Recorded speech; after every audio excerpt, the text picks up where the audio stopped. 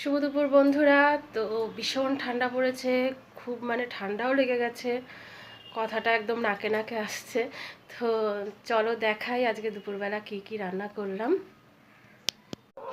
তো এখানে দেখো, আজকে একটু খিচুড়ি বানিয়েছি। অনেক দিন ধরেই তোমাদের দাদা খিচুড়ি খেতে চাইছে, খিচুড়ি বাড়িতে একদম করতে পারি না। এই দেখো, বড় বড় ফুলকপি, আলু, কড়াইশুঁটি দিয়ে খিচুড়ি বানিয়েছি। কারণটা কি বলো তো, আমার দুই ছেলে একদমই খিচুড়ি পছন্দ করে না, ওরা খিচুড়ি খায় না।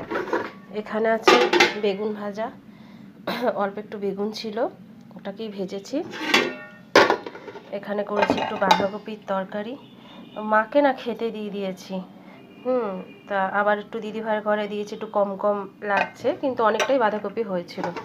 আর যেই কারণটার জন্য খেতে পাই না, দেখো এখানে ভাত করেছি, দুই ছেলে ওরা ভাত খাবে, ভাত আর মাংস খাবে। এই যে আর বানিয়েছি মুরগির মাংস। এখানে ওদের দুবেলাতেই মুরগির মাংস করে রেখেছি। রাত্রে আর এখন করতে ইচ্ছা করে না, প্রচণ্ড ঠান্ডা পড়েছে। আর এখানে আমাদের জন্য রাত্রের জন্য করে রেখেছি ছোট ইলিশ মাছ, সিম, আলু, পেঁয়াজকলি, একটু বেগুন, এক টুকরো ফুলকপি দিতে ভুলে গেছি খিচুড়িতে, সেই ফুলকপিটাও কেটে দিয়েছি, একটু ঝোলঝোল করে বানিয়েছি। তো ঠিক আছে বন্ধুরা, ভিডিওটা এখানেই আমি শেষ করব। তো দেখো একদম ধোঁয়া উঠছে, আমরা এক্ষুনি গরম গরম খেয়ে ফেলবো।